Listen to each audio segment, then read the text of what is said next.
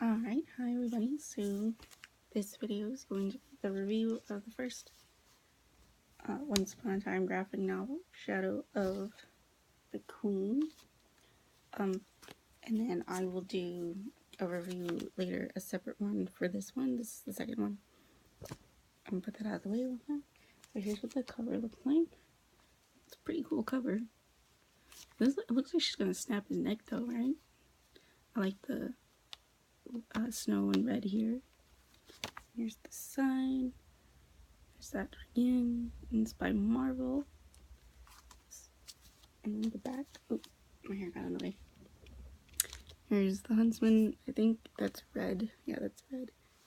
And the Evil Queen with the heart. And here's the other one. And it says, based on the world of ABC's hit primetime series, Once Upon a Time, this is the never-before-told tale behind their twisted relationship and what happens when a good man is forced to do bad.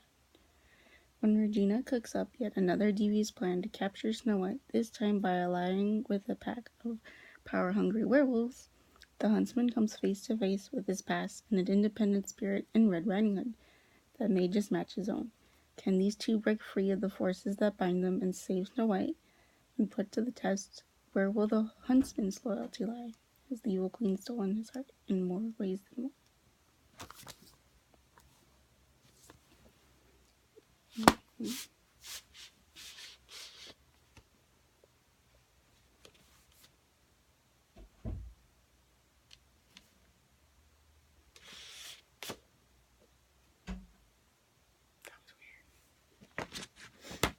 Yeah, taking off the slipcover. This is what the book looks like. Kind of looks like Henry's storybook a little bit. And this, let's see, had 1, 2, 3, 4, 5 different artists. And then one person did the whole, let's see. Wait, maybe, did he? Oh, I'm not sure who wrote it. I'm sorry. I think it's Daniel D. Thompson? But I don't think that's right. Because I think there's, this person looks like might have written it. So that means there's 4 artists? I don't know. Anyways, let's go ahead and let's actually talk about the art first, since that's kind of the main thing about graphic novels. Let's see, this story is broken up by little chapters. So there's chapter 1. I think it had like 5. Let me see. 1. Where's this one start? Oops. There's 4 chapters in this graphic novel. So each chapter has been designed by a different artist. I'm gonna go ahead and show you a little bit of art from each chapter. This is chapter 1. And then chapter 2. Chapter 2 is the weirdest looking one. I'm not gonna lie. Let me show you like the weirdest part. Let's see. Here. See, they look blue, don't they? Like, you can, like, the art style doesn't even match from chapter 1, which is weird. And then, this is 3? Yeah, this is 3. Okay. And then, here is 4. Oh, sorry. And then 4. Alright. I don't like the, I think 4 has the best art, and I think the worst one was 2, with the weird, like, coloring and style. Look at this, like, Regina's face right here. It's really weird looking.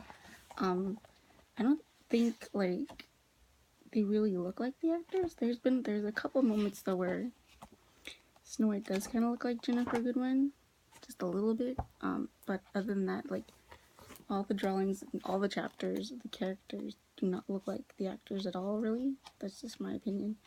especially in that second one, in the second chapter, this one.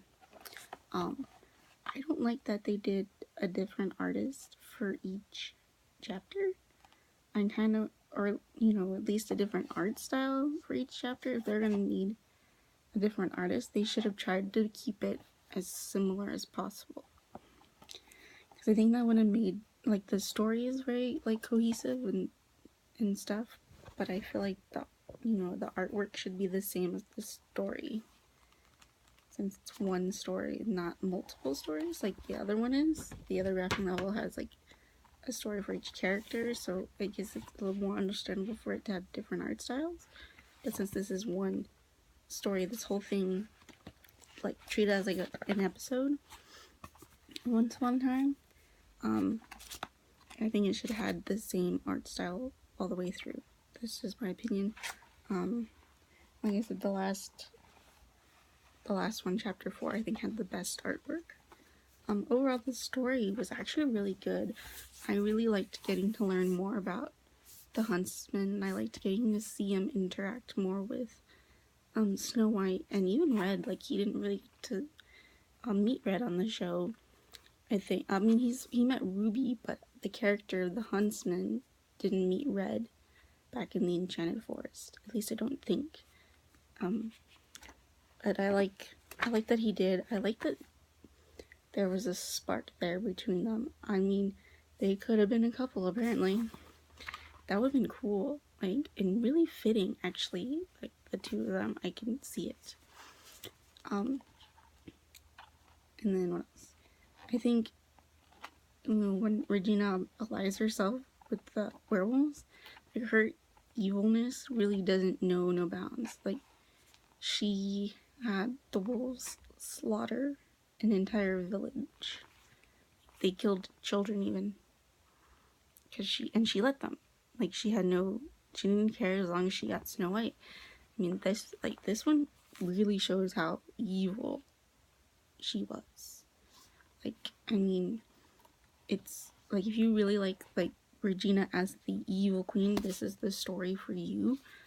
I recommend it if you're a Regina fan. You're gonna love it. Like, really, really like this one. Because she really is evil in this. I'd also really liked, this is the wolf pack, by the way, that, Red was a part of. When, remember in the episode where she finally meets her mother, Anita? That's the wolf pack that's working with Regina. I really enjoyed this story. It definitely focused a lot more on the huntsman. It's more of his story and not from his point of view. It's really interesting to learn that he did get his heart back from Regina, but he gave it back. Like, he gave it back to her at the end of the story, because I think he did it to save Snow White. It sounds like there's a little letter in the front here. Let me see. That Adam and Eddie, that created the show, wrote. And it says, like, they think he did it to be a positive influence on Regina. I don't know if I like that, you know, trying to make their relationship more romantic, I guess. I don't like that because I don't think Regina really had feelings for the huntsman. I think she just saw him as, like, a toy type of thing. Like, her plaything, somebody that she can use to manipulate.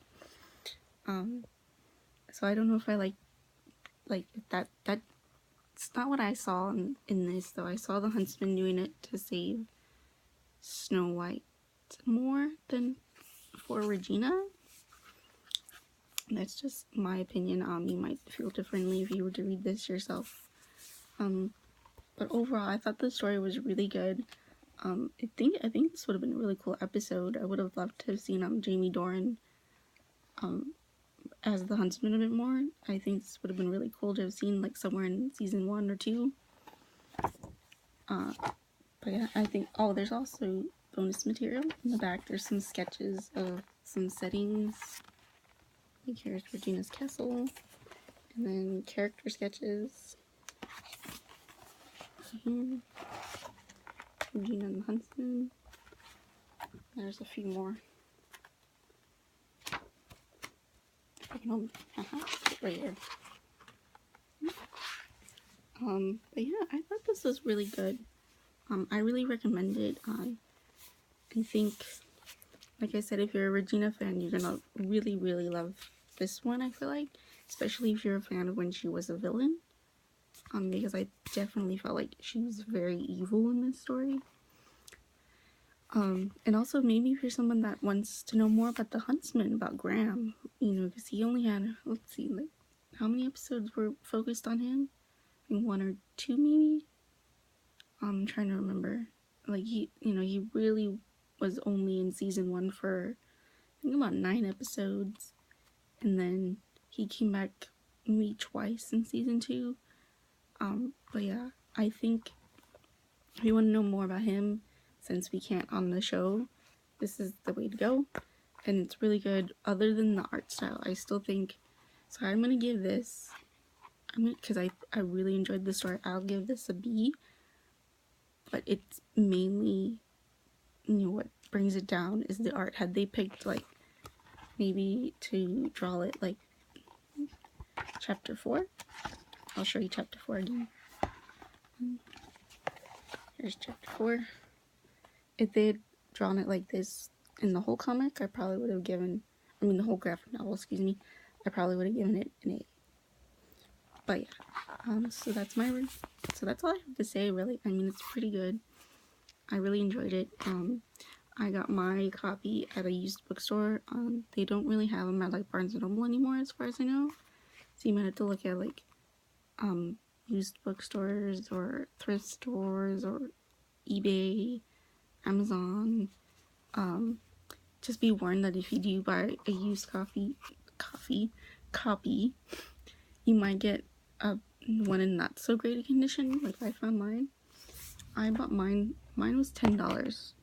So that's probably 10, 20-ish will be the max for these graphic novels. So yeah, I really enjoyed it. If you guys check this one out, let me know how you feel about it. And I will see you for the next review, which will be this one, Out of the Past. This one isn't, it's 4 different mini stories versus one really long story, so yeah. Alright, I'll see you guys next time. Bye!